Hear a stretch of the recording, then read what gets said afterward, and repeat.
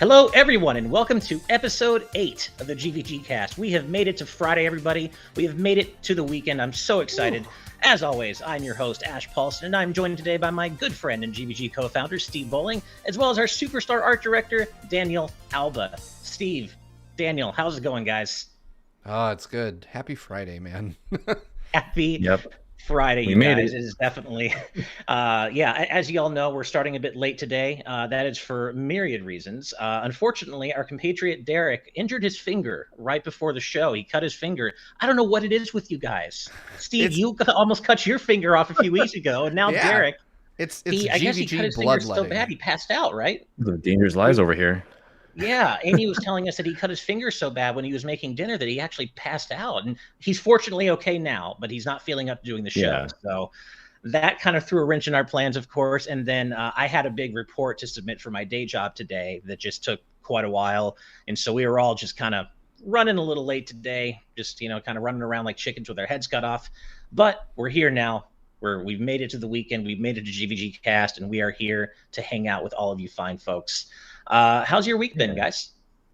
It has been pretty good. I've been nice. It's nice to be back home. I watched our last episode that I did from my sister's house, and I was like cringing so hard at like the audio quality coming from me because I had like my old Game Explain mic like sitting on a table. It was just oh man. The lack of upgrades was felt. Something I do want to make clear to everyone right off the bat, I should have mentioned this earlier, is that we will not be talking about Sonic 2 spoilers. Don't worry. Daniel and I have seen it, but Steve has not, and we know a lot of you out there have not yet either. So we wouldn't dream of spoiling it for you. We are going to talk about its successful launch so far and stuff around it, but we would never spoil it for you, so don't worry about that. Daniel, how's your week, man? It was good. Other than seeing Sonic last night, that was a great time. But I also been just playing some games lately. I mentioned I beat Horizon Forbidden West just the other day. Jealous. Great game. I know you're trying. I know you're struggling to get through that because it's such a long game. It's so long, and I have to do all the side quests because most of them are so good. I don't want to. I did everything in Horizon Zero Dawn, and I want to do everything in this game as well. So. Right. Slow and steady wins the race, I guess, huh? Yeah, it's amazing how much you can just kind of you see your waypoint and you're on the way there, and you can get caught in like 2 or 3 side quests on the way that are pretty substantial, like in the grand scheme of things. So it just kind of takes some pushing through if you want to get through it towards the end. But I'm playing that. Doing it, I was a bit lonely this week because on the Good Vibes Arcade, Brandon's been busy working on stuff for this channel for stuff that we're getting prepped for, and I went solo for 2 streams in a row, and it's a little scary. It's a little scary and lonely to stream on your own, but it is, right? It can be, yeah. It felt different, but we pushed through it. We made it happen. So thankfully, I'm playing Majora's Mask, which I can always talk about. So that's a good thing to talk about. Well, and I'm glad you brought up Horizon Forbidden West, man, because as it turns out, one of our incredibly generous community members, Nova the Artist, donated a code for Horizon Forbidden West to give away to some lucky person in our Discord community. And we actually just kicked off that giveaway right before the start of the show. And if you want to get in on that, head on over to patreon.com/gvgaming, where you can join our Discord just for $1. Just a $1 gets you into our Discord, and you don't have to keep paying $1 to stay in it. That buy-in just wards off all the trolls and bad faith actors. But we're always looking to welcome more awesome people in our community. And if you want to get a free copy of Horizon, check us out on Patreon. So over here, it's been kind of a hectic week, day job stuff, GVG work, keeping me busy, but I am slowly getting back to Horizon. I have 100%ed Kirby now, and I loved it. But Steve, I know you're feeling a little bit different about that, about Kirby from how I am. And for me, I gotta say, it is definitely a top 5 Kirby game, but I'm thinking it's probably a top 3 Kirby game for me. I just think it was an absolutely delightful, cozy, wonderful experience that gets really crazy in that awesome Kirby way toward the end. And but I know you have divergent thoughts on that. I do. Steve, take me through how you're feeling about Kirby, man. Kirby is a game. And I feel like to be clear, I'm not saying it's a bad game, but I definitely got swept up in the hype from the Kirby community more than I probably should have. Because once I played it, and I think the most deflating thing was that it was like, oh God, like this game's gonna be game of the year, and I played it and I was like, it's all right, like it's an okay game. This is a fun time waster. Like I never felt like, oh shit, like I need to finish this game right now. What's gonna happen next? Spoiler alert, he's just gonna eat shit. Like he's gonna eat more things. That's what Kirby does. He runs around and he eats things, and the game never becomes even mildly difficult. Even in the post game, it's not even approaching difficult. Wait, did you get 100%? I played through several of the end game levels, but I literally, like, I could have played these high and half asleep. Like, they're not that hard. They're really not that hard. And I want to see you try to get 100% and then talk to me. Oh boy. I mean, I will try, but you got to remember, I'm playing fucking Elden Ring right now. Like, I am not afraid of Kirby at this moment in time. Right. I literally ran away from a giant skeleton shooting Kamehamehas last night.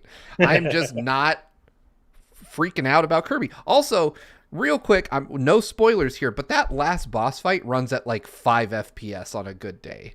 Like, what is going on with the last boss? I won't even talk about the mechanics so that we don't go there, but it performs like trash. Like, it is... The rest of the game is fine, but that last boss encounter was so I'm not sure which one you're talking about. Yeah, it is... and I don't want to spoil anybody. Kirby's take on Chaos from Sonic Adventure is what I'll say. That boss runs... Oh, good. That boss just runs terribly. Also, it is like one of the least threatening bosses in the entire game, which is wildly disappointing in my opinion. Like, I literally just had to run with Kirby's gun and then like pick a shot, take the shot, run some more, take more shots. And I literally, he telegraphs his attacks so much that you can see him coming from space. Like I was just like, oh, he's okay. I'm going to list to the left and then I'm going to shoot him in his face. I will say Kirby's not really meant to be difficult until the very, very end of in-game stuff. So, I mean, the fact that it was very easy for you isn't surprising. It was, I think it's easy for most of us. Sure. But for me, I just found it to be a cozy, delightful experience. I want to play more of it. I want more. I don't care if they're challenging or not. I let the visuals and the music wash over me. I love Kirby as a character. I think the combat's really fun. Yeah, it's not that hard until you're doing the very, very end game stuff. But I got to say, and this is weird because I'm really sensitive to performance dips. And it seems as though a lot of people in chat agree that they didn't experience any performance problems in the final boss fight. And I know I didn't. So all I can say is I was playing co-op in docked mode on my Switch OLED, which runs everything else perfectly. And I definitely experienced slowdown. Like, not your traditional slowdown either. It was, but it was definitely like at times the boss would drop, and it would drop to like 10 or 15 FPS. But I mean, yeah, maybe co-op is the reason because my sister was playing as WD with me. But I mean, in a game designed around the ability to play co-op, like that shouldn't be a thing that happens. It's so weird. Yeah. Well, Ditto M says they played the final boss in co-op and got nothing. That's really weird. Really my experience was really poor. I mean, but regardless, like I still think, it's weird. I was talking about this last night, and I'm gonna throw some shade on Elden Ring too. I don't think that I think right now my game of the year contender list is one game long, and it's Horizon. That's it. I haven't played anything else this year that I would even put in contention against Horizon. And that includes Kirby, that includes Elden Ring, which I mean, I could talk for 30 minutes about how Elden Ring is not a game of the year contender, but there are so many obvious glaring flaws in that game that people just paper over because it's Elden Ring. Like the whole multiplayer system, like the entirety of it is just bad and weird and wrong. Well, I do agree with you on that, though. As much as I love Kirby, and I really do love it, and it could end up being a top 3 of the year for me, but it's not going to dethrone Horizon Forbidden West for me. I haven't even finished Horizon, and I know that so far that is my game of the year. I think it's just absolutely stupendous. But Kirby might make my top 3. I really, really, really liked it a lot. Loved it. And I hope there's DLC. I want like the free post-game content. I just want to play more of it. But no, I hear you, man. Horizon is it for me so far. We'll see how the rest of the year goes, but I totally feel you on that. Yeah, I just think that, you know, it's a good game, not a great game. That's where Sure. I would put it solidly at like Nintendo's B tier efforts. And that's not a terrible thing. It's just that I don't really like, I don't come away with it thinking 10 years from now I'm going to play this again. Like, I played it and I'll put it on the shelf and I'll probably never play it again. And that's okay. Fair enough. Mm-hmm. Fair enough. Gotcha. I just like some of the go ahead, Daniel. Oh no, I'm just agreeing because like I'm not like all the way up there on Kirby as with everybody, but I don't think I'm down as Steve is. Like, I'm probably somewhere in the middle between you guys as far as how much I enjoyed and appreciate the game. Like, I love Kirby. Like this is a really good introduction to a 3D environment for Kirby.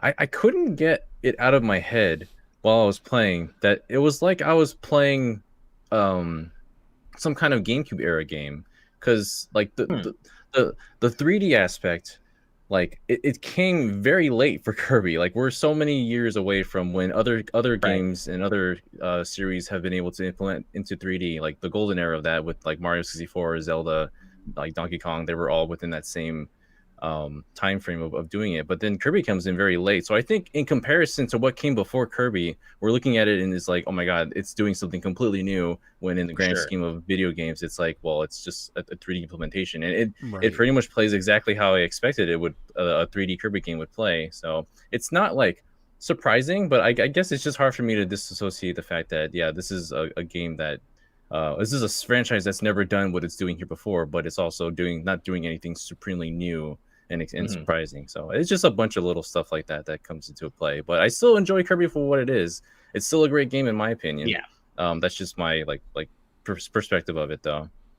And one of my favorite things about Kirby as a series is, and you Kirby fans out there know what I'm talking about, when the game starts to get a little weird and a little creepy toward the end, and we have some new eldritch abomination for Kirby to deal with, and this game, and it gets super hyper anime, and Forgotten Land delivers on that in spades. It takes a while to get there, but once you get there, the nightmare fuel stuff starts happening, and you get some great pretty moments. Cool anime fights. And I love the way it all turns out. But no, I get it. It's definitely not going to land the same for everyone, and I totally respect that. Actually, the coolest thing that I want to mention about Kirby before we move on doesn't even have to do with the Forgotten Land.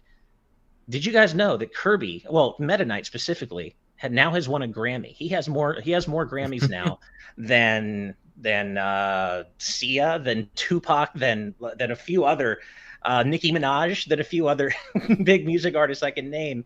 Meta Knight won. There was a big band cover of Meta Knight's Revenge from Kirby Superstar that won a Grammy last week. And I had no idea the Grammys recognized video game music. They should. They always should have. But I didn't know they did.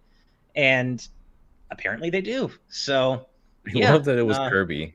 I know. Well. I love that. I love that Kirby's, that Meta Knight won a Grammy for Kirby. And that's just the coolest thing. I mean, you guys know me. I love video game music to death. So to see it get recognized, in a big way like that outside of Japan, even though we've already come so far from the way it used to be, like in the 90s and aughts, to see it recognized in such a way outside of Japan is really cool. But before we move on too much, we do have a sponsor for today's episode, and that is our good friend, The Game Orb. The Game Orb is a YouTube channel that brings commentary and gameplay footage for the Nintendo Switch and Xbox Series X gaming systems.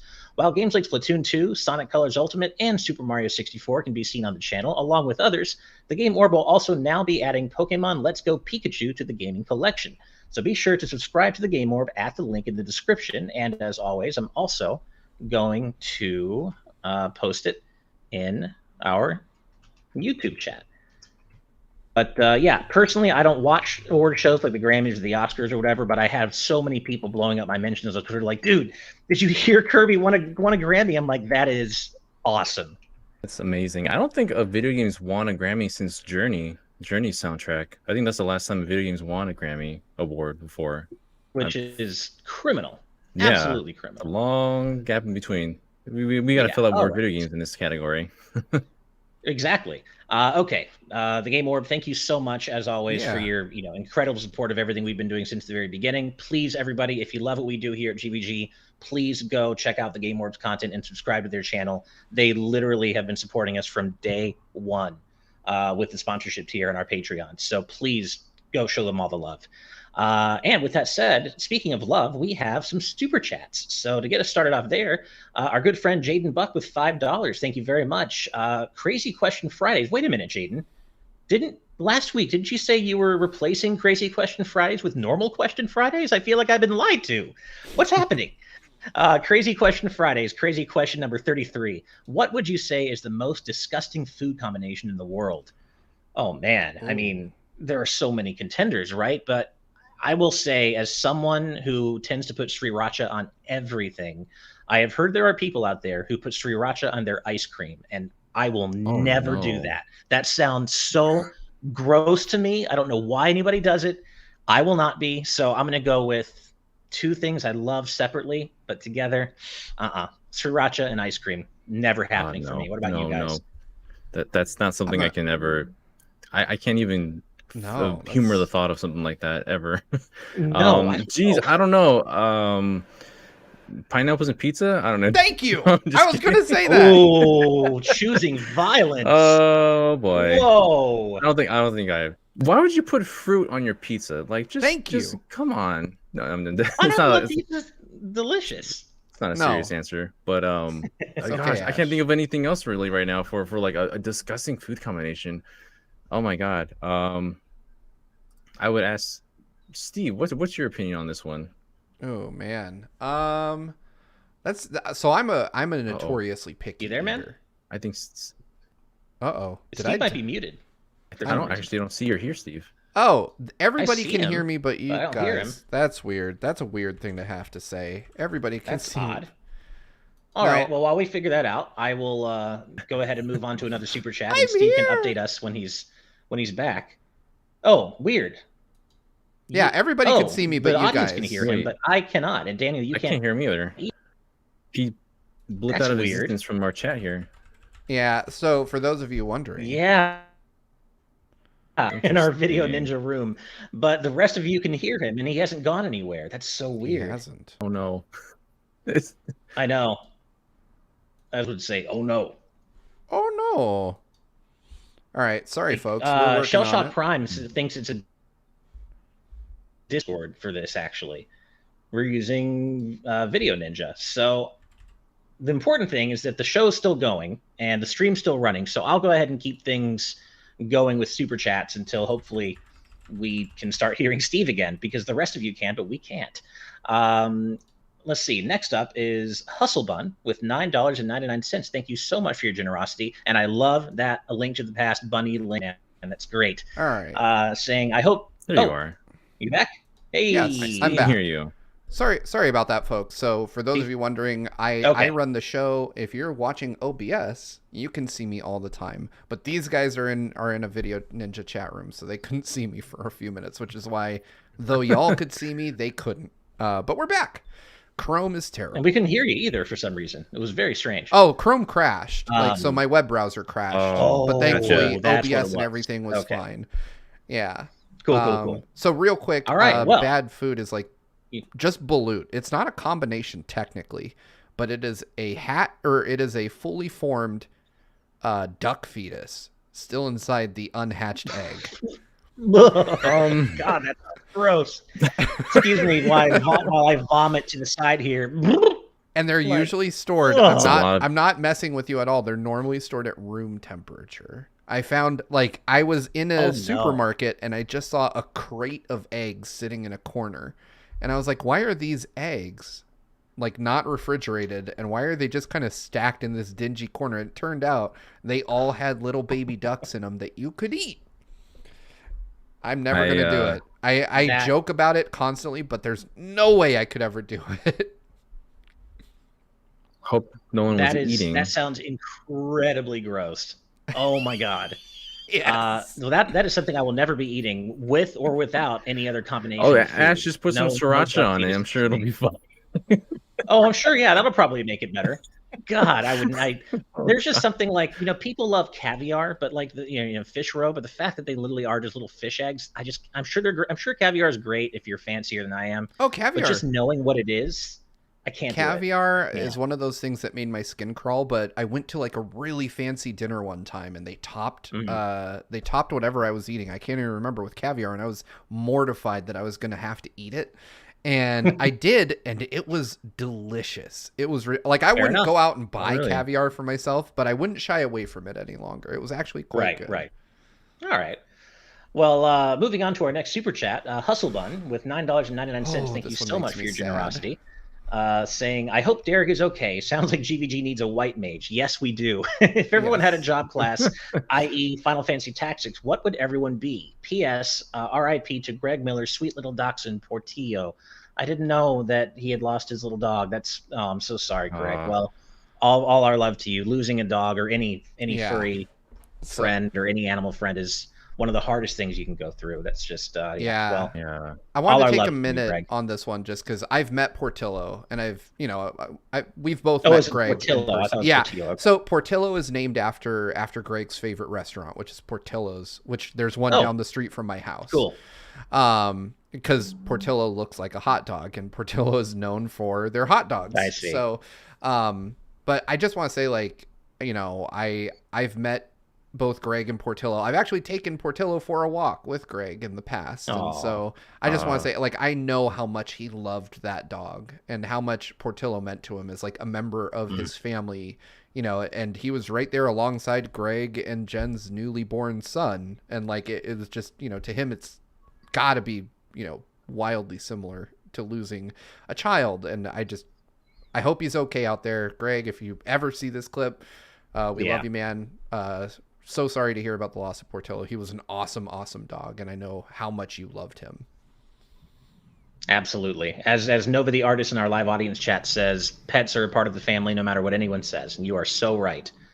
Absolutely right. Yeah, but yeah, all our love to you, Greg. And then to circle back to your question, Hustlebun, which if we all had a job class, i.e. Final Fantasy Tactics, what would we all be? I don't know. I want to say I'd be like a ninja or a samurai because I think those are really cool job classes, but I can't say I'd actually be a good ninja or samurai. I'd be like a lancer. I always loved the dragoon class. Those are really cool. Oh, that's a good one. I should have gotten that one. It's too late. I do love lancers. You know what? Monks tend to be pretty OP in Final Fantasy Tactics, so or monks in general, I feel like tend to be kind of OP. So I'll go with monk. I like all their, they can attack barehanded. They can do cool chakra stuff, and yeah, could be like a geomancer or something. There you go. Yeah, well, no, geomancers kind of suck though. I mean, if we were going actually based on real life and real skills, I would not be any class. I'd be a shopkeep or something. But nice.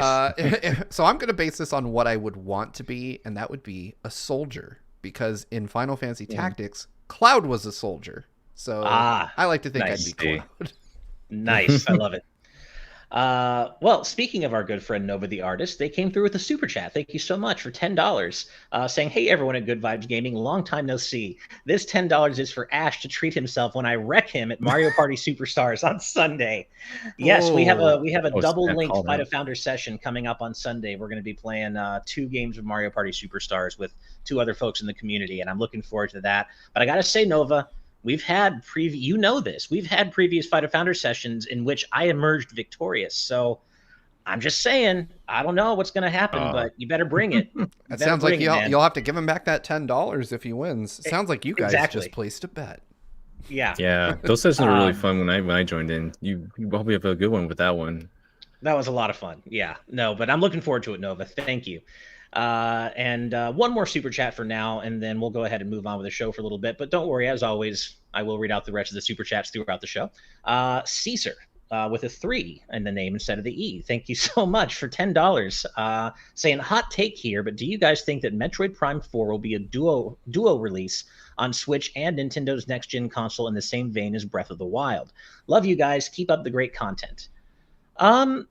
I could see it. I do think that Metroid Prime 4 probably won't arrive until the next iteration of the Switch, whether that's the Switch Pro or 4K or whatever it is. But it feels like Metroid Prime 4 is going to come out even after Breath of the Wild 2. And we now know that Breath of the Wild 2 is not coming until spring 2023. So I could see it maybe being a dual release. How do you guys feel about this?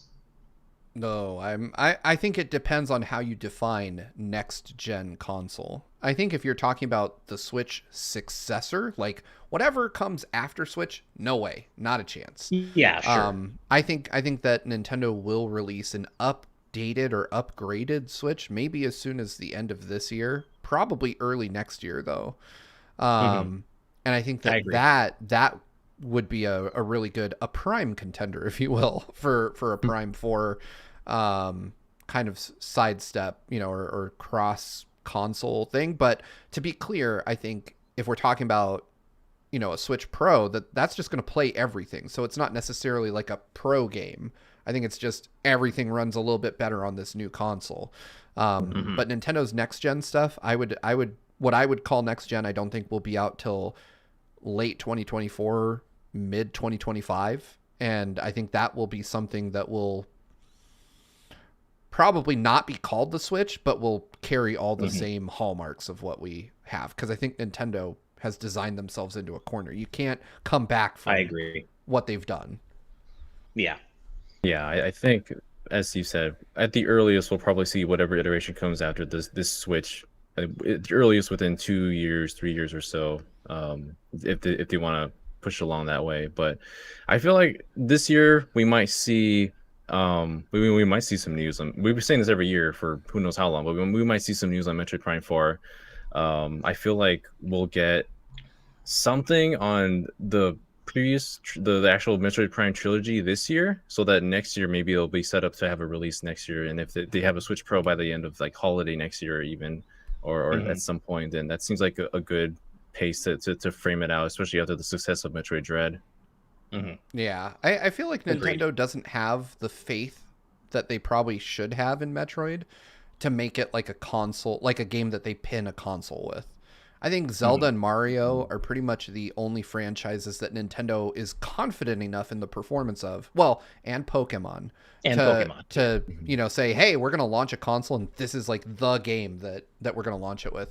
Nintendo is probably coming around on Metroid following Dread, because Dread did amazingly. But I mean, historically, they've not been very bullish on Metroid's performance. And I would suspect that we're not going to see them take that big of a step with it until, who knows when. I'll just say not in the foreseeable future for me. Yeah, I agree. No, I think that sounds like a solid take. And I especially with what you said, Steve, and I think we've talked about this before. Like you said, they designed themselves into a corner with the Switch. There's really anything they do from here that isn't a portable console is going to feel like a step down, just by virtue of the fact that it's no longer portable and no longer has that form factor of being this really impressive portable console that also happens to put out some pretty amazingly, even 5 years on, some pretty damn great looking games on the big screen too. Obviously not to the level of, your PS5s or your Xbox Series consoles, but, games like Mario Kart 8 Deluxe and Smash still look great to my eyes, even 5 years on. So, yeah. No, I think, and that's what I kind of talk about when I'm referring about Nintendo's kind of like their A or S tier efforts and their B tier efforts. Like, I think Kirby is a solid and pretty game, but it doesn't give me that holy wow, how is this running on the Switch kind of feeling. Like, sure. Like That's even fair. Mario Odyssey did, and that was a launch year game. Yeah. No, that's totally fair. Yeah. All right. Well, let's go ahead and talk about a little of the news. Not that there was much news this week, really. And we called this episode a star-crossed week for sequels, because really this week's news cycle has been dominated by two sequels in particular. Of course, one of them being Sonic 2, the movie, and the others being the launch of Chrono Cross, the Radical Dreamers Edition. And I think it's that first one I want to start with, because it unfortunately has not had the best launch. There have been pretty significant performance problems reported on all platforms, although from what I understand, a day one patch for the Switch helped alleviate some of those performance issues. But I have to say, as someone who has played the Switch version now myself, not a lot of it, but some of it, it's still not great. And I'm like, y'all, this is a PS1 game running on modern hardware. Not that porting is easy, and I know that PS1 games like Chrono Cross's ilk represent unique porting challenges, but this game seems to run worse than it did back on the original PS1. And this is a game that I love and have so near and dear to my heart. And Steve, I know you feel the same way, man. Have you gotten a chance to play Chrono Cross at all yet? So our good friends at Xbox sent me a code for Chrono Cross kind of out of the blue. They were like, "Hey, do you want to play it on Xbox?" And I was like, "I'll play it anywhere. That's fine." So yeah. I started it up and I watched the intro animation, but it was like midnight last night when I started it, and I thought, okay, well, this is an RPG, and if I start this now, I'm not going to bed till like 2 or 3. So I opted to just not do that. So I haven't played much of the game at all. I've literally just seen the first like 5 minutes, and it looked fine to me. But this is Chrono Cross, not Trigger, so I'm coming from a place of ignorance. I've watched people play Chrono Cross, but I've never played it myself. Oh, for some reason I thought you'd played Chrono Cross as well. I don't know why. No, I watched my brother play through it in the olden days, on the PS1, but I never played it myself. I've mentioned previously that I'm like a big character design person, and if I don't like the design of the pro tag of the game, like, it's really hard for me to pick it up and play it. Okay. So I don't really dig the design of the main character of Chrono Cross very much. I think he's kind of off-putting. Off-putting, okay. The whole, like, I don't know what it is. Like, I think he's wearing like a bandana. It makes his head look really large. I'm not sure, but I'm going to set that aside this time and actually play through the game. You should. But yeah, and that's what I've been told. Also, it's just interesting for me in terms of like historical preservation, because now we have Radical Dreamers, which, was... Yes. I played a fan translation of that in ZSNES way back when. But I would like to play an official release. So that's really cool, and I'm looking forward to doing that. But I did do a little bit of research on the performance issues, and it's really interesting. This is another Forever game, isn't it? I don't believe so. I think the rumors were that Forever were working on a remaster, but I think this was done in-house. I could be wrong. Oh, I could just be basing that off of old. Yeah, I think that's just the rumor. No, okay, it was D4 Enterprise helped, apparently. Gotcha. So what I'm reading here, and this is interesting. They mentioned, so some folks that have been troubleshooting the game mentioned that it is a frame rate limiter that's causing all the problems. Apparently, there is a very poorly coded frame rate limiter built into Chrono Cross so that it doesn't run too fast on all this new hardware. And folks that have the PC version have been able to use like other third-party tools. Like if you have an NVIDIA GPU, you can limit the frame rates of your games to specific values outside of the game. And people have been noting that if they limit it manually to 30 FPS, which is, the target that the PS1 version ran at, that the game runs fine, stops crashing, frame rate is smooth and even across the board. So they're saying that however Square Enix ported this, they like put in some kind of tool of their own to limit the frame rate that just doesn't work. And it's causing the frame rate to jump all over the place. Mm-hmm. I see. Okay. Well, yeah, I had read a little bit about the frame. I didn't read it in those terms of frame rate limiter, but I had read something about that and so for you to kind of explain it in those terms is very helpful. Because I'd actually heard, I guess prior to that the PC version actually was the worst off of them all, which really makes no sense. But it's great that, through the use of mods and such and being able to dig into the game, that they've been able to make it run better on PC. But it's such a shame. Chrono Cross is such a special game. Daniel, did you play it back on PS1, or are you going to play it now, or where are you at on Chrono Cross? I have like exactly 2 games for the PS1, like physically. I have Final Fantasy VIII and Chrono Cross. Don't ask why. Those are the 2 ones I have.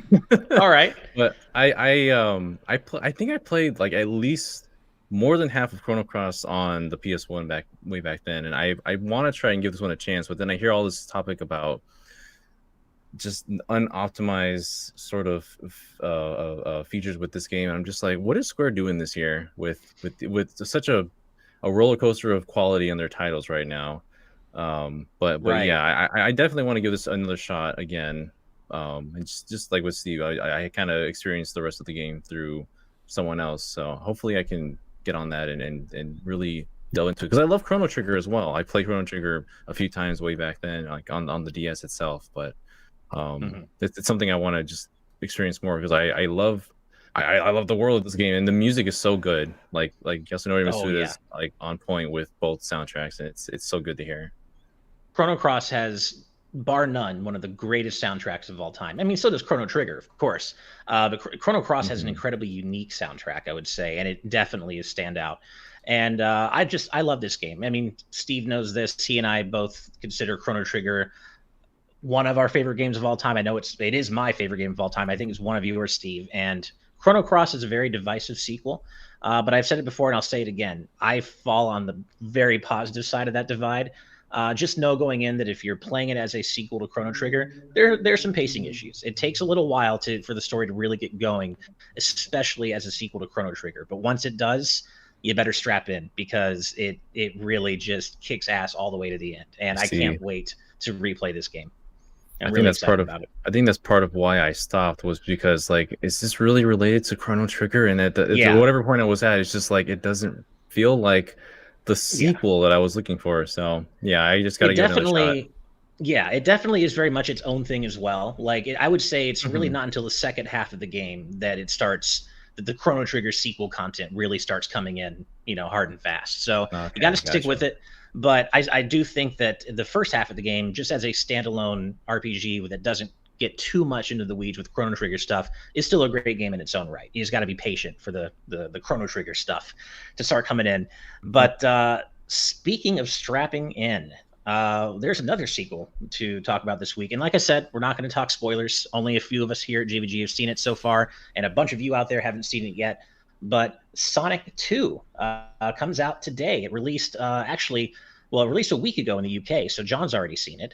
And preview screenings started here in the US on Wednesday, and I actually saw it with my wife last night. And like I said, I'm not going to spoil anything. All I'll say is I had a big ass goofy smile on my face the whole time, and I loved it.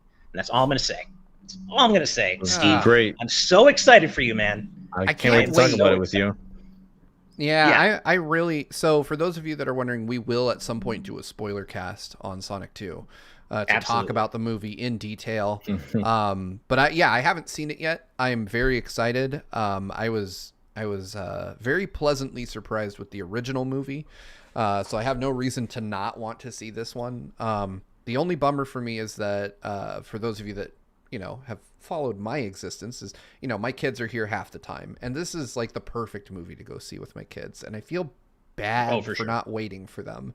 But I have to go see it. I don't want to wait another week. So I'm going to go see it without them. And then I'll probably just take them again later to go see it like a second time for me. But yeah, I think, what I've seen of the movie, obviously through trailers and whatever's available on social media, it looks fantastic. Tails looks good. Knuckles looks good. That is not news to anybody who's been watching GVGcast or TNT before it. We've all been really hyped for this movie. But I do want... Juan Delgado in our live audience chat says, will it be better than the Mario movie, though? And since I have been on the prediction train for Sonic, I'm going to say yes. I'm going to say that the Sonic movie will be quite a bit better than the Mario movie. I think the Mario movie is going to skew far more toward the young, children audience than probably many folks are expecting. I agree. I would be... Personally, I would be shocked if the Mario movie ended up being anywhere near as good as Sonic 2. We'll see. I could be wrong. And to be fair, we're working with limited knowledge with Sonic 2. With Mario, because we haven't seen anything of it yet. All we know is we're getting a weird Chris Pratt version of Mario. I think we need to see a trailer before we can really start to formulate any coherent thoughts on it. But I will say Sonic 2 sets the bar really high, in my opinion. Really high. And I already want to see it again. My wife and I were like, we don't really go to see movies more than once, especially in theaters. But we kind of want to just go see it again. As soon as we can. That's how much we enjoyed it. And I can't wait to talk, spoilers with you guys. Probably next week we'll do a spoiler cast about it. But fortunately it is doing well. It's actually outpacing the first Sonic movie in its preview week. It grossed $6.25 million on Wednesday and Thursday preview screenings alone, which is, and then Sonic 2 actually grossed $5 million on Thursday alone, which is 66% higher than what Sonic 1 was able to achieve in the same period. But of course, you have to take the pandemic into account. That was just Sonic 1 came out right at the very start of the pandemic during lockdowns and everything. But it seems to be on pace to outperform Sonic 2 or Sonic 1. And I'm looking forward to the future of this movie universe. I guess it's supposed to be a movie universe now. They're making it a Sonic cinematic universe, which I love that. Yeah, I'm here for it. I'm here for it. Yeah. And a little bit more about the Sonic 2 movie, or the Sonic movie series going forward. Apparently, Jim Carrey has talked about potentially retiring soon, and they've come right out and said they're not even going to try to replace Jim Carrey if he retires, which I do think is the right move. But what he has made. Well, I can't. I have ideas, but I can't talk about them because I don't want to spoil anything. Yeah, but I agree though. Like, he has made that version of Robotnik so completely his own that I can't imagine taking that same character and recasting. I'm not gonna lie. I would totally be down, and I'm not kidding. This is not like a bit. I would totally be down to see Danny DeVito play Robotnik. The dude is shaped like an egg in real life. Fair enough. Fair enough. I could see it. You can make it work.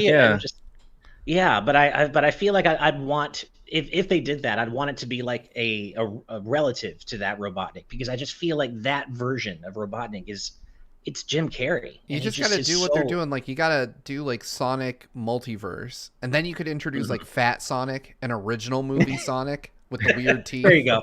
Boom Sonic. Yeah, just get all the different Sonics. Boom Sonic, get them all in there. Instead of doing Sonic Movie 3, you do Sonic Generations, the movie. And then you have Danny DeVito Robotnik. Nice. Classic Robotnik. There you go. Yeah.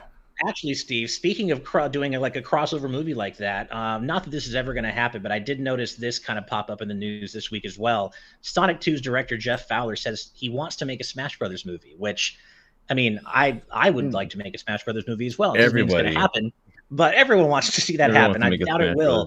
That would be really hard, because I think that some Nintendo IPs lend themselves really well to like 3D animation, like Mario. Like, I think the right vehicle for Mario is a computer animated movie, like Sonic, where the character himself is just a 3D model, But I think like Metroid would be way better as like a live action. I think Zelda would be better as like an anime, or like, I think it would be different art styles for different movies or for different Nintendo IP. And so I think it would be hard to mash them all up cohesively in like one actual film.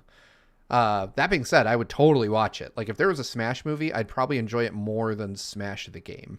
Like, I would just, I would love to see all those characters come together. But also, what kind of story do you write around that? Right. I almost don't think it even matters. I mean, like, just the whole point of a Smash Brothers movie would be getting to see all these, incredible characters cross over and fight each other on the big screen. I think at that point, the story is just make something up, just make whatever context you need to throw all these characters in a melting pot together, do that, and then let's off to the races. I know Ash isn't thinking this, but he is essentially describing why people watch porno. Like, he's like, I don't care about the story. I just want to see the action. Okay. All of them Fair together. Enough. I was not thinking of that angle. Smashing it out. I see where you're coming from. You're not wrong. You are not wrong. But yeah, I would love to see that happen. I don't think it ever will, but it's nice to know that he wants to.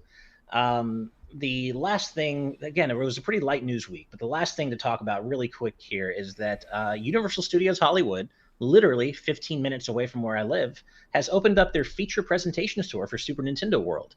Wait, does it actually open? Itself, well, the feature store is, so you can go buy a bunch of merch. But Ash, Super Nintendo World I'm going to itself, Venmo you right now. You got it, man. I want to go and like take a little video and see what it all looks like, because it just opened. Yeah, man.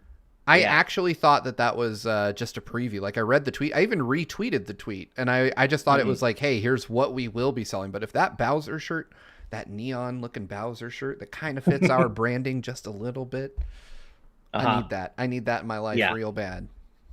For sure. Well, I'm definitely gonna go. My wife and I were actually just at City Walk last week for the Kirby and the Forgotten Land 3D walkthrough event, and we were there just before this feature presentation store opened, and so we're gonna have to go back. What a shame, right? And check out this store because I'm really curious to see some of the merch they have there in advance of the actual Super Nintendo World opening in 2023. Which, dude, we got to make a trip of that, man. Oh, that's happening. You guys got to come out. We got to go all together. It's going to be so fun. Yeah, that is an event. I would even argue that we need to get John out there for that. Oh, absolutely. I would the love crew together. To. Absolutely. Yeah. Well, like I said, not too much news to talk about this week, just a few light topics. So let's go ahead and read out a few more super chats, and then we will get on to our patron suggested topics. First up, we have $2 from Two New Animals. It's a new name. Haven't seen that name before. Thank you so much for being here. Saying, Steve, maybe Kirby doesn't like you. A funny guess. Yikes! Ouch! I mean, maybe Kirby doesn't. Yeah, I don't dislike Kirby. I just have some pointed criticisms. Get your frame rate right, Kirby. I don't want to fight you because I would lose, but you got some work to do. Next up is $10 from our good friend Mwape Mulinga. Thank you very much. Saying, Ash, I didn't know this, but I didn't know your dad voiced the most badass Metal Gear character in the Twin Snakes version of Metal Gear Solid in Gray Fox. Also, don't play Twin Snakes. It's not good. Yeah, no, I've actually talked about that quite a bit before. My dad did play Gray Fox in the Twin Snakes, doing the whole snake hurt me more thing, and I loved it. It was kind of a weird thing for me because my dad tends to play goofier characters, right? Like he's, Yakko and Animaniacs and Donatello and Raphael the Ninja Turtle. So he plays lighter hearted characters most of the time. But when I was playing Twin Snakes, there are cutscenes where Snake just kicks the shit out of Gray Fox. And I can tell you, as the son of a voice actor or the kid of a voice actor, you never don't hear your parents' voice, even when they're doing other voices. So to me, it was like I was hearing my dad just get the shit kicked out of him, and it made me really uncomfortable in a way that I had never experienced before. It was really weird, but he did an amazing job. And I'm going to disagree with you, though. I know people don't like the Twin Snakes. I really like it a lot. I thought it was great, and I'm cool with having Solid Snake do crazy Matrix stuff, jumping off of missiles. Is it stupid? Yeah, but it's Metal Gear. I like the over-the-topness of it. So, do you guys have any thoughts on Twin Snakes or my dad's take on Gray Fox? I have never played Twin Snakes. I owned it, and I got rid of it because I was an ignorant moron back then. I sold off so many old games in my 20s, and I'm still upset by my behavior. Oh, man. So, yeah, I owned it, and I got rid of it, but I remember thinking it was all right. I didn't mind it. I actually quite enjoyed it. Yeah. I've only played the original Metal Gear Solid 1 on PlayStation. I never played the Twin Snakes itself, which is weird because I have a GameCube, but I that's something I wish I could play because I wanted to experience the different perspective with everything. But yeah, man, your dad does some fantastic work. I mean, he's credited in Smash Brothers for doing Gray Fox's voice as well. So that's wild. And yeah, he props to him. I believe props to his range, just for the absolute range he has for roles like that, man. Oh no, he is one of the very top performers in his craft. He's amazing. And to answer your question, Moonroda, as Daniel just said, Gray Fox is the assist trophy that appears in Smash, which is why he's credited in Smash. I think they just lifted a line. He didn't record anything for it, original for it, but they lifted a line from the Twin Snakes or a few lines and used it for the assist trophy. And then Moonroda says, "Oh God, imagine Ash's dad sitting into his room with that voice. Go to your room." I can only that would be really creepy. But no, thank you, Mwape, and glad you enjoyed my dad's performance as Gray Fox. Next up is $5 from Nax Ethan. Thank you. Saying Steve being anti-pineapple and Ash being pro-pineapple checks out 100%. That makes total sense. I don't know what that means, but sure. Honestly, Ash and I never have an issue picking out where to eat when we're hanging out. We actually eat a lot of the same stuff. And we actually have very similar opinions on video games too. Kirby is probably the one thing aside from pineapple on pizza that we definitely disagree on. But I would say if I had a I would say Derek would be more like my opposite in terms of like tastes and opinions on things. But that's always good. Like any group of friends should have like differing opinions. Otherwise, we'd all be here talking about how things are great or bad in equal measure all the time. I mean, even if everyone else's opinions other than mine are wrong, that's not their fault. I'm kidding, whoa. Okay. But no, it is so important to have a wide, diverse range of opinions in a group of friends like this, and I think we nail that vibe very well in terms of having those varying opinions on different things. Storysmith with $9.99. Thank you very much. Saying, I knew a girl that added pickles to her homemade ice cream sandwiches. Whoa. What? Why? And do you still know her? Because if not, get far away. That's weird, man. Yeah, I don't know. I don't know about that. That is what we call a red flag. Yeah, I do know about that. That I would never ever even consider putting that. Can you imagine they make you an ice cream treat just for you, and then you take a bite and you just hear a big old crunch of it. It's just like, please. That sounds like a prank. Like that sounds like something you would do to really mess with someone's day. Mm-hmm. It's something's not quite that egregious because it wasn't like anything really gross that shouldn't be in the food that I was eating. But I was actually having some of my wife's leftover ramen. She gave me the rest of her ramen from a couple of days ago. And I was drinking the broth and I forgot for just the briefest moment that she loves mushrooms. And she got double mushrooms in her ramen. So I got a big old mouthful of mushrooms and it was so gross. As you can tell, I'm not a mushroom fan. And it was just... See, we agree on that. I like mushrooms. Okay, nice. Oh, you do? Okay. I enjoy mushrooms. Yeah, steamed mushrooms are probably my preferred way. But this is why you're a superhuman, and me and Ash are just normal people. Yeah, exactly. You look at a mushroom and you see a meal. I look at it and I see. Well, not by itself. I need to have something complementing it. If I just eat the mushroom, then it's not a good time. But yeah, very selective of how I have it. All right. Well, one more super chat for now, and that is Aramis Bearmus with an incredibly generous $50. Thank you. Oh my goodness, so much for your generosity, Aramis. Yeah, and you say can't tune in live this week, but wanted to show some support. Again, love what y'all do. Well, thank you so much for your support, for caring about what we do, and for the incredibly generous donation, Aramis. That is very kind of you, and you are a more recent addition to our community, and we are so happy to have you here. It's been a true pleasure getting to know you through the GVG community, and we're happy to have you around, man. All right. Well, we have reached that point in the show where it is time for us to discuss topics suggested by our patrons at the producer tier and above. And if you want to find out more about how you can get in on that action, once again, head on over to patreon.com/gvgaming and check out all the different tiers we offer. But for now, as always, we all select one topic per week. And so who wants to go first? Daniel, let's start with you, man. Okay, let's see here. So the topic I picked this week is by Pat Pending, who's simply asking, best doggos in gaming. I refuse to let this topic go.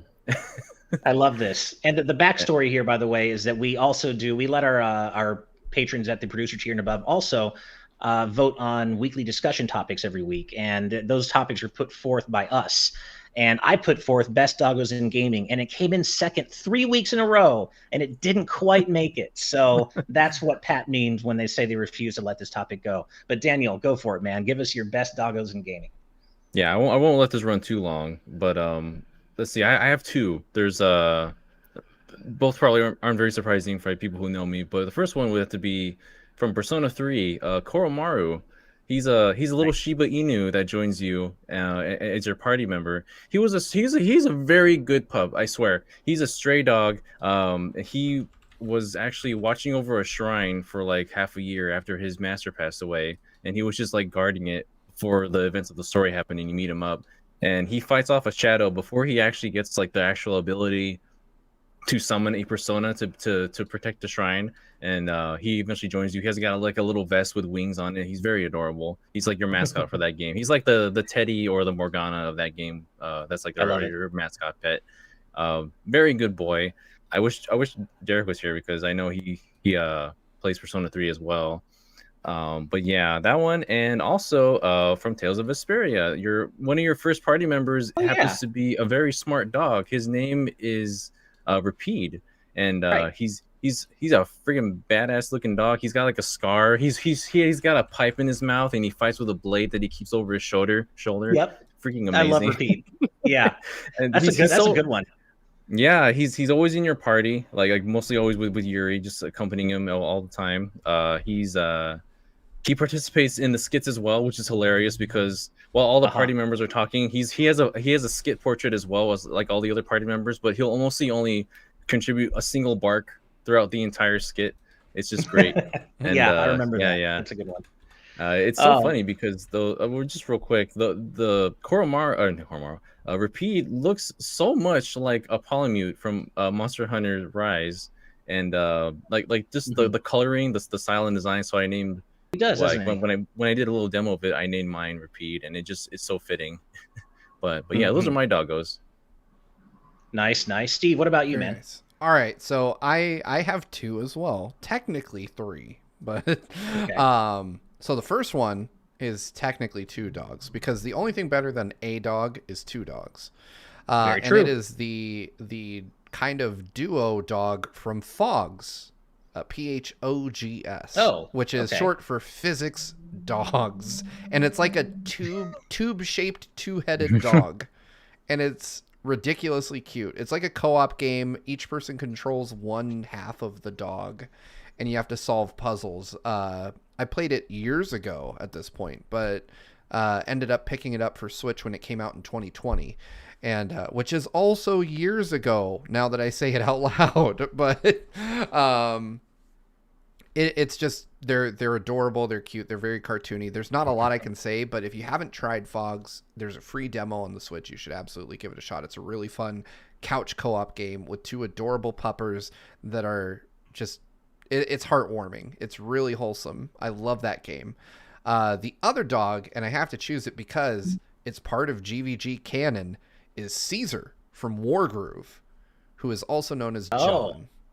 But so for those of you that don't know the backstory on that, Caesar Wargroove is like a wannabe Advance Wars, essentially. Like it is a spiritual, I'm not going to say successor because it's like a completely different setting, but it feels and plays a lot like the old Advance Wars games on the GBA. And Caesar is just a dog that you can have in your party. Like he's an actual combatant, and you can just fight with this dog. He's badass. Like he has the best detection skills of like anybody. So if you send him out as a scout, like he could see way far across the map just because, well, he's a dog and dogs are awesome. Hell yeah. But yeah, I originally little bit of backstory. I tried at one point unsuccessfully to get the developers of Wargroove to license us to make a shirt of like the dog, but redrawn with like John's face. Like the artist involved was all for it, but the powers that be just didn't let it happen. So that's what happened there. But Caesar's best boy. I love that dog. Nice. Well, yeah. I'm going to safely assume that the only reason neither of you have mentioned Rush so far is because you knew that I had to mention Rush. That certainly you didn't forget about him. But of course, there can be no conversation about the best doggos in gaming without Rush. You know, Mega Man's got the best boy. He can, he's got a dog who can literally turn into a trampoline, a jet, a submarine, a bike. One might argue that makes him not a dog. He's a robo-dog. He's a robot dog. He's the best roboy. No, come on. It's Rush, man. It's Rush. You can't talk about the best doggos in the game. Oh, man, Poochie. I forgot about Poochie. Oh, Poochie's a good one. Poochie's a good one as well. Does Amaterasu get to enter into the dog conversation? That's what I was about to say is Amaterasu, because literally, like, she is one of the best dogs in gaming. Okami is my second favorite game of all time. There is no way in hell she doesn't count. Absolutely, Ami and Rush are two of my two biggest answers. But I also gotta show Ace Attorney some love too. There are 2 adorable little dogs in the Ace Attorney series. Missile from the original trilogy and Toby from the Great Ace Attorney 2. They are both adorable, and they help with investigations, and they're just cute and they're awesome. I mean, all dogs are awesome. That's just a universal truth, but they're pretty damn cool. And then I also have to shout out Dogami and Dogaressa from Undertale, because that was one of the funniest mini boss fights in that whole game. And the way you have to like defeat them is really funny. Nice. I just love. I'll never forget like the sign that says "Warning: Dog Marriage," and then you walk away, and then you read the sign again, and it says, "Yes, you read that correctly." Yep. Yeah. So good. Undertale's so well written. I also just have to point out every Yamper. Yamper is a good boy. Yamper. Yes, indeed. But cool. All right. Well, thank you for that question. I'm so glad we finally got to talk about the best doggos in gaming. I still can't believe that discussion topic just barely missed winning 3 weeks in a row. But what are you going to do? We got to talk about it here, and that's what matters. Yeah. Steve, what's your topic for this week, man? All right. Mine comes courtesy of Critter XD, who asks, which game announcement made you the most hyped? And I thought that was a fun one to tell a little personal anecdote. Okay. So my favorite game announcement comes out of E3 2015. I had been going to E3 for a couple years at this point, but this was the first time that I was well known enough, we'll just say. Like, I don't feel I'm well known now, but enough to where Sony would invite me to their press conference, and they would let me, they invited me to come watch. And so, being my very first Sony presser that I got to go to, nice. I showed up super early. And for someone who's just getting I don't want to say just getting started, because I'd been working in games for years at this point, but just getting to the point where you really get to talk to other people in the industry, and you're no longer just a freelancer, I got to meet Tim Schafer and a bunch of other cool people just waiting. I got some information about Street Fighter 4, or Street Fighter 5, which was then an as yet just barely released game. So someone had told me all the characters that were coming in the first wave of DLC, and it turned out to be right, and I wrote a report on it and nobody picked it up. I was upset. But the big thing was that I sat down, so I was right in the front row, very close up. So Sony reserves a block of seats for their people, and I was in the first row of seats behind the ones that were reserved for Sony. It was hot as hell. It was super uncomfortable, but I was sitting there and I was thinking what would be my ideal E3 presser? And Sony at E3 2015 was it, because I remember sitting in there and hearing Final Fantasy VII music and thinking, oh God, they're going to announce a new Final Fantasy VII thing. It's going to be a remake. And I was like, this can't be happening. This is ridiculous. And I'm popping off. I'm losing my mind, right? And I don't remember how much time elapsed between this, but I'm still shaking about Final Fantasy VII Remake, seeing it, and just being holy shit, Square finally did it. And then Yu Suzuki comes out and I'm like, this can't be. I was like, they're not going to do it. There's no chance. He's being trotted out for something stupid. And then they start playing Shenmue music, and I started losing my goddamned mind. This was when they announced, of course, Shenmue 3. I'm crying literal tears, just sitting there so dumbfounded. It was one of the happiest, hypest moments of my life. I remember sitting in my seat, not believing what I just witnessed and saying I'm never missing an E3 ever again. I will never not go to E3. And it's because of that. I could not believe that it took 18 years for them to announce it, and that I happened to be in the front row of the goddamn audience when they did. I was losing my mind. You can see me in clips. There's a guy who stands up right behind me and is like, oh my God. And I'm sitting there in the corner of that clip, sobbing. I love it. Yeah. Dude, that conference was the stuff of dreams. I was there too. And it was being there for that was just one of my favorite E3 conferences of all time. I'm so glad I got to experience that in person. I totally hear you. That was an incredible year. Yeah, we didn't even know each other yet we were in the same room watching the same thing. Yeah, exactly. Danny, what about you, man? What game announcement has made you the most hyped?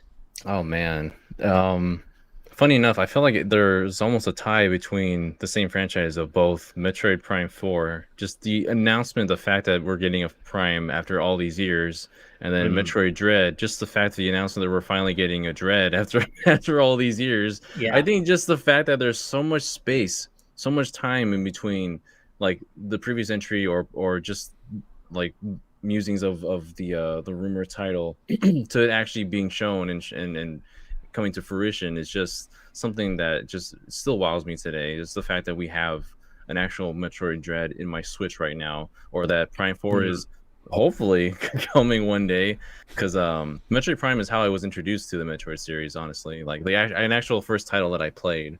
Met Samus through Smash, but I didn't actually play a Metroid game until Prime, so that series holds a special place for me, and I'm really excited for when that comes out. But yeah, just nice short answer. Just it's probably one of the biggest ones that comes to mind right now as far as like immediate like announcements that made me super hyped when I heard them. Nice.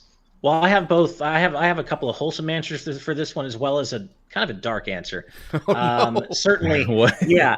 Well, so certainly, there have been some recent examples of games I've popped off on stream about getting announced, like the Klonoa Fantasy Reverie series. I've been waiting for those, for the Klonoa remakes forever, and I popped off when they finally got announced. I'm so excited for that. Same thing with the TMNT collect. Shredder's Revenge actually was a big one. When they announced Shredder's Revenge, I lost my mind. Oh, that game was so good. Oh, I can't wait.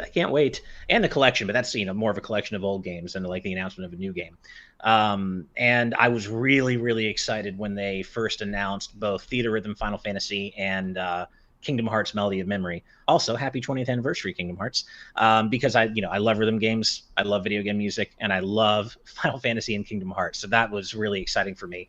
And of course, I got to throw out Mega Man 11 because it had been so long since we had gotten a Mega Man game.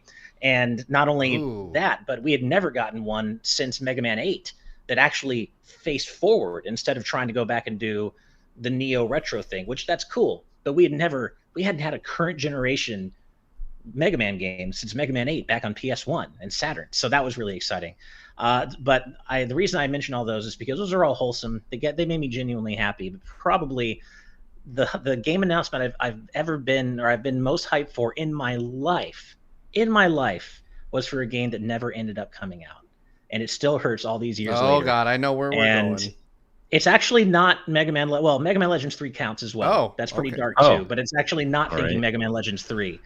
I'm going. Well, we talked about the Chrono series today in this very episode. Chrono Break.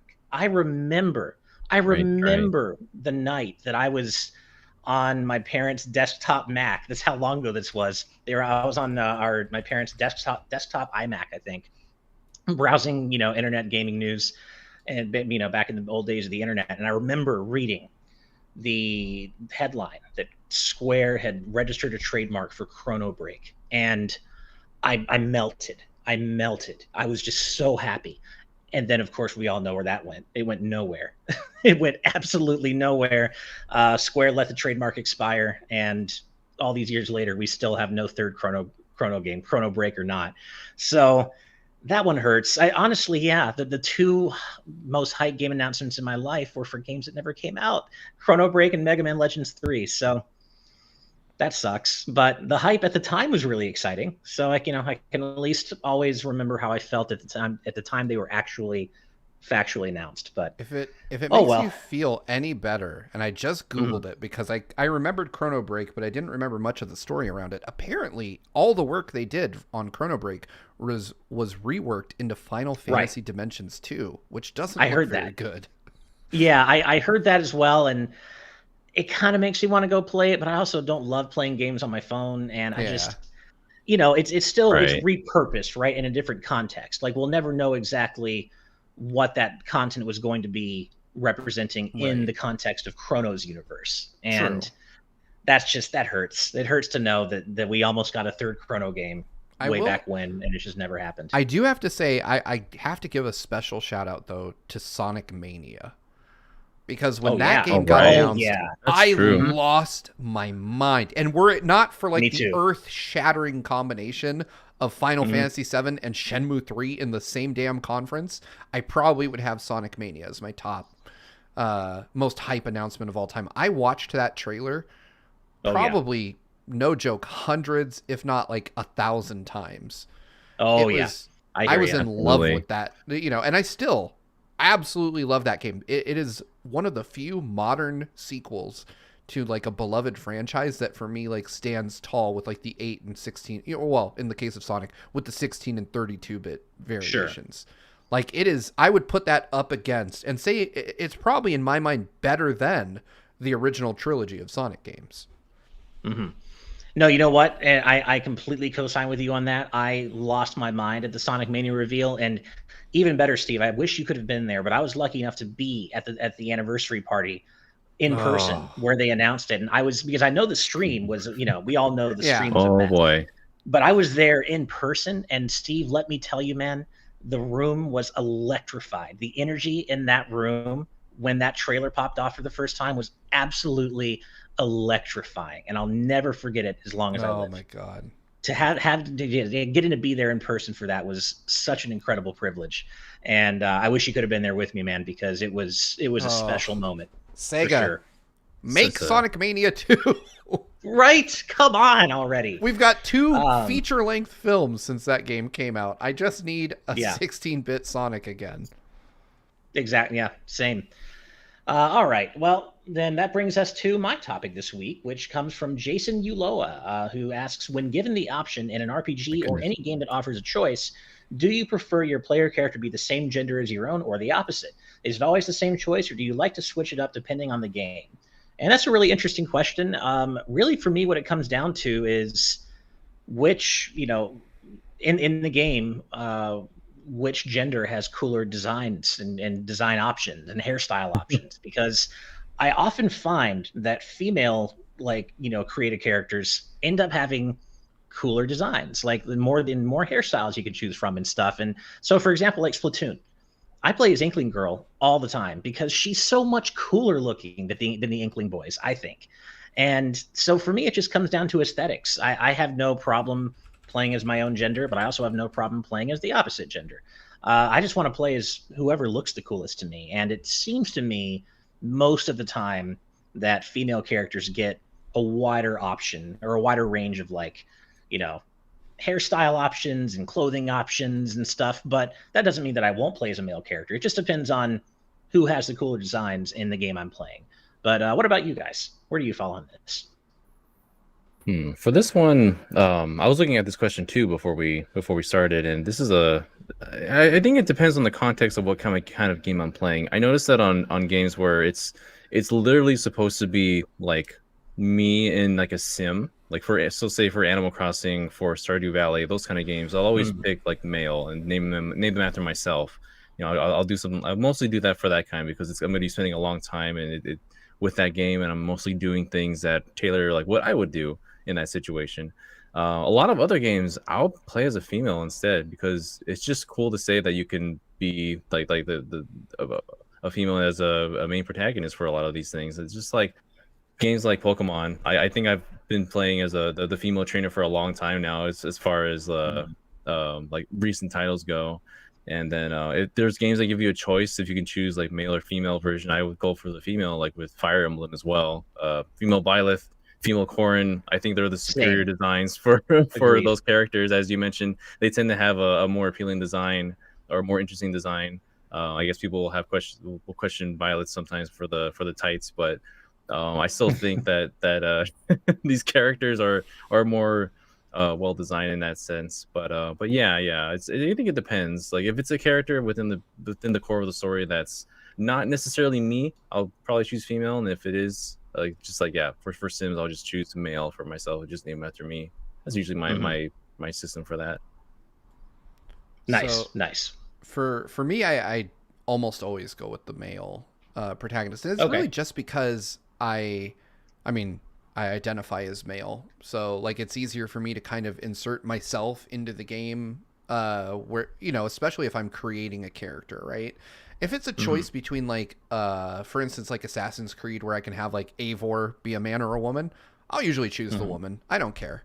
I think it's kind of cool in that regard to be like a badass pre-made character. But when I have to create a character, like I have a really hard time putting myself into the body of a woman. Like it's just difficult for me to like to stay like immersed in the game that way, just because that's my experience is having been a man. or an approximation thereof. But my especially where it's like in games where there's romance options, like it kind of takes me out of it to like I lose interest in the romancing aspect when I don't feel like I'm the character or I'm playing the character. Fire Emblem for me is really like one of those ones where I played male Byleth even though I thought female Byleth was cooler. Just because it was like easier for me to, you know, put myself in her shoes, so to speak, or put myself in his shoes. Which I still need to play through all of that. Like I was like, oh, I'm going to romance every single character. And then I think I romanced Edelgard and that was it. And that was like not the right choice. I chose wrong, but yeah, I just think for me personally, it's easier for me to like stay engaged with the character and care more about them if it's someone that reflects how I feel on the inside, really. Yeah, for sure. Interesting. I don't know what the difference is for me. I just like you, I identify as a male, but I just don't really have a problem. I don't find it difficult to insert myself. I guess feel like I'm in the minority there because literally everyone I know plays female characters. Like my brother-in-law was playing Cyberpunk and his V is female. My dad, I bought him a copy of Cyberpunk because he thought it was really cool, and he plays a female V also. Like everybody, all of my friends, when they have the option to create a character, they create a female character. I'm like, I don't know, like it just kind of takes me out of it. But I mean, I clearly am in the wrong on this one. Like I don't know how to, but I just can't. Yeah, for me, it's like the character. I have to feel like I could inhabit the character, and I just have a harder time inhabiting a female character when it's a created character. Like I think that's the distinction for me. Right. If it's like I don't mind playing. If I have the choice between scripted characters, I generally go for the female character because I find their motivations to be more interesting in general. But when it's like a creative character, I always am in the mindset of like, oh, I'm creating me. Like I'm making myself. And I think just because of how I identify, I just go towards male because that's, you know, that's how I present and how I feel like, you know, that's, I am creating an avatar for myself, essentially. Gotcha. I also try to make the character look like me, which is horrifying sometimes. Like, I don't know what it is about my distinct set of facial features, but it comes out wrong like every single time. I've made characters and like I'm like, that nose looks like mine, those eyes look like mine, that mouth and that chin looks like mine, and then I put it together. I was like, what happened? I look like old yogurt. This is terrifying. Like old yogurt. I have the same issue. The only like custom character that I've tried to create that looks like me, that looks any sort of okay, is my me. But like anything with a more realistic character creator, I try to make myself, and it turns out whatever it turns out is horrifying. It should never be seen by the world. But that's why me's are genius, because they're just approximations that are close enough to recognize them, but not so detailed that they become terrors to look at. That. But yeah, I get that perspective. Like some people want to see themselves, but I think it's just, for me, it's as simple as I want to see the girl be the hero. I think that's the very basic thing for me, is just to see that. I guess I don't see them as myself. I just see them as another character experiencing that journey if it needs to be an avatar. Yeah, I do want to point this out. Somebody mentioned that, like Dying Light 2 has a character that looks very much like me, like eerily like me, which is really upsetting when I see it. And I'm like, every game I've ever tried to make myself in, I look terrible. Roger's Base actually tweeted a screenshot of Final Fantasy 14. Apparently it has an NPC that looks a lot like me too. So apparently I'm just a generic background guy. Like Steve Bowling is going to be like the 2020s equivalent of like the shaved head protagonist that was so popular in like the early 2000s. Oh, God. Yeah. You're just going to see a bunch of me in different games now. Right. Moon Rhoda in our live audience chat, I heard the same thing you did, and I was going to hold back, which is unusual for me, because usually when there's low-hanging fruit, potty humor to be had, I take it. But I was holding myself back. But because you said it, I'm going to say it too. Quoting you, Steve, I have a hard time getting into a woman's body, Steve, 2022. Yeah, that's going on out of context, I'm sure. It absolutely is. But thank you for the question, Jason. That was a really good one. And thank you to, as always, to all of our patrons who submitted topics each week. We really appreciate it. And we're looking forward to whatever you guys submit next week. With that said, we have some more super chats to read out before the end of the show. So let's go ahead and get right into those. First is Chan John Nguyen with $1.99. I'm sorry if I mispronounced any of that. I hope I didn't. Saying, just learned Chrono Cross runs at 9 FPS on PS5. Wow. Yeah, I've heard particularly bad things about Chrono Cross, how it runs on the current gen consoles, PS5 and Xbox Series. Wow. So that's unfortunate. Yeah, and thank you for your super chat, Sean. Next is Mr. Dwayne 191 with $4.99, saying, good evening, guys. Just saw the Sonic movie 2, and it was phenomenal. Seeing this film gives me more hope for the Super Mario movie to be very good. Well, Dwayne, I'm so happy you enjoyed it. As I said earlier in the show, I did too. I loved it. I think Daniel did as well. And we'll be talking. Yeah. We'll be doing a spoiler cast of Sonic 2 next week at some point. But we want to give people plenty of time to see it and not get spoiled and stuff. So definitely. Thank you. Next is Player West with a donation just shy of €10. Thank you so much. Saying thanks for saving me $20. You can have half of it. I think you're talking about Chrono Cross. So you're very welcome. Hopefully the issues get ironed out. Hopefully, a few weeks from now, a month from now, it'll be a much more attractive package because it is such a special game and it deserves better. So fingers crossed. Next is TuneJ723 with $5. Thank you very, very much. Suggesting they can replace Dr. Robotnik with Dr. Eggman and make a meta joke about it. That's a great idea. If Jim Carrey does retire and doesn't want to come back for Sonic 3, then yeah, there's a way they could do that with just introducing Eggman and making it a meta joke. I think that could work. Yeah, it's a good idea. Next is £2 from Alan Wilkinson. Thank you. Saying, I only want a Smash movie if it involves Mark Ruffalo. But who would Mark Ruffalo play? Ganondorf. There you go, Ganondorf. I guess I could maybe see him as like Robin or something. I don't know. I don't even know who he would play, but I do love Mark Ruffalo. He's an amazing actor. So I hear you in terms of him elevating such a movie. But I want a Smash movie regardless. He'll don the mask of Captain Falcon and he'll be there you go. Oh my God, Mark Ruffalo, Captain Falcon. That would be incredible. I love that. Next is Lizard81288 with $5. Thank you. And you've got a really interesting question asking if Kirby inhaled the GVGcast, what copy abilities would he get? And I assume you mean the crew, each one of us. He would get editing skills, great charisma, and he'll be able to make all his own thumbnails. There we go. Nice. There you go. Nice. I like it. See, I was taking it too literally. I was going to say, well, for me, he would probably get like ice because I always talk about how much I love cold weather and I just thrive in cold weather. But yes, I guess if you just in a general sense, then yeah, you get thumbnail making skills, video editing skills, charisma, rhythm gaming skills. What would his hat look like?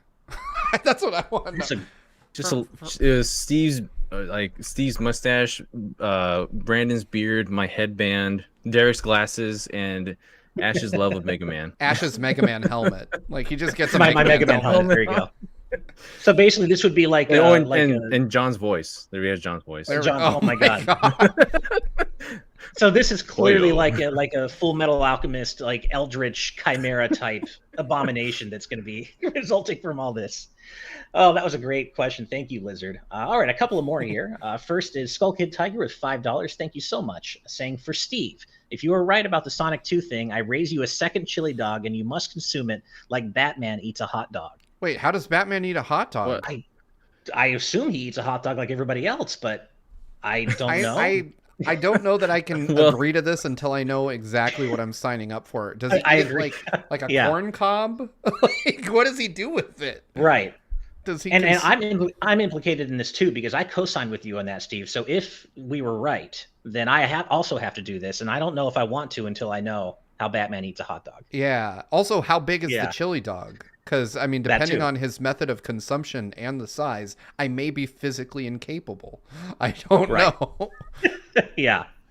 Oh, God, it's an OG YouTube video. That sounds like a post-show reference. So. It sure does. It sure does. Well, speaking of the post-show, we are going to do that very soon, right after this show right here. But we have one more super chat to read out, and it's an incredibly generous one. Master C with 79 Australian dollars and 99 Australian cents. Wow. Thank you so much for your generosity. Thank you. And your message is, just want to say that I look forward to GVGcast every week as well as your other content and have been loving it. Much love from over in Australia. Well, Master C, thank you so much. And this seems to come up every week, but every time we get love from across the world, it is so humbling to know that people are loving our content and that we're reaching people across the world and that what we do matters to you from all the way across the world. So thank you very much. And thank you so much for the donation. Yeah, thank you. And that, as they say, is that we have reached the end of episode 8 of the GVGcast. Thank you, as always, for hanging out with us. We love doing this with you every week. Once again, if you want to find out how you can suggest topics for us to discuss every week on GVGcast, be part of the live audience that you can see on screen, head on over to patreon.com/GVGaming. We offer a variety of tiers you can support us at. But for now, we do have to give a special thank you to all of our patrons at the producer tier and above, because without your support, this show would not be happening. So thank you a million times over for everything you do for us. And also, as always, we have to give an extra special thank you to all of our patrons at the executive producer tier and above. And those fine, amazing, wonderful, incredible folks include Brandon Bovia, Cutie Caitlin, Fangs, Dan and Twistle, Z Patty, Hyrule Hermit, Sky Blue Flames, Eastman 23, Adam O'Sullivan, Richard Herrera, Logan Daniel, Christopher Baque, The D-Pad, Vesmio, Waffle King, Beert J373, Critter XD, Kitty Kong Fax, Angel Martinez, Joshua Hunter, Benny Yao, Azran127, Black King, Pagrima, Geller, Joseph Rutkin, Titus Malvolio, Geeky Griffin, Lucky Wonderfish, Kyle, Top Dog 23100, Young Ben Kenobi, Doug Showmix, Andrew Medeiros, Oram, Becca, Rocks the Cat, Killamox, Eddie B, Kai Ed, Kit Fisto, Kenneth Lee Stingle, Jessica Toad, Deaneth, Sci-Fi Lullabies, Michael McCaw, Matthew Wong, Goron Amber, Straight Lace, Justin Matthews, Hoobie, Too Much Spaghetti, No Such Thing, Mega Conrad, Ascaron 809, Ryaner, Captain Finlandia, Nathan Steele, Spicy Pand Otter, The Game Orb, Dano the Artist, Super Gamer Dude 101, Grantles, Ravelox, Synchrolord, Rosa Pardo Bowling. Hi, Mom.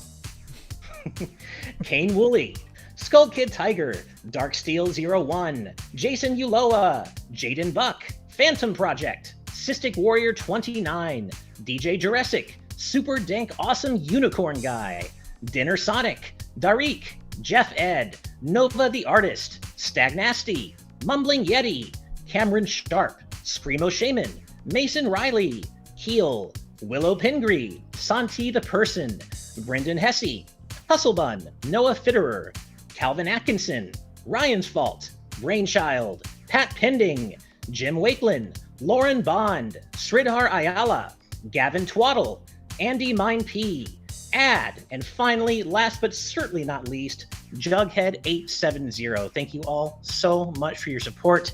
We love you all so much and just love having you in our community. And as a reminder, thanks to our recently announced patron, Nova the Artist, we are giving away a code for Horizon Forbidden West in our Discord server. And once again, you can get into that by checking us out over on patreon.com/GVGaming. But even if you can't support us on Patreon, if you could just drop a like and a subscribe right here on YouTube, that would mean the world to us, as every little bit really does help as we grow. With that said, we're about to head off to our Patreon-exclusive post show. So you all have a wonderful night, a wonderful weekend, and we will see you next week. Good night and good vibes. Bye, everybody. Bye. Till we meet again.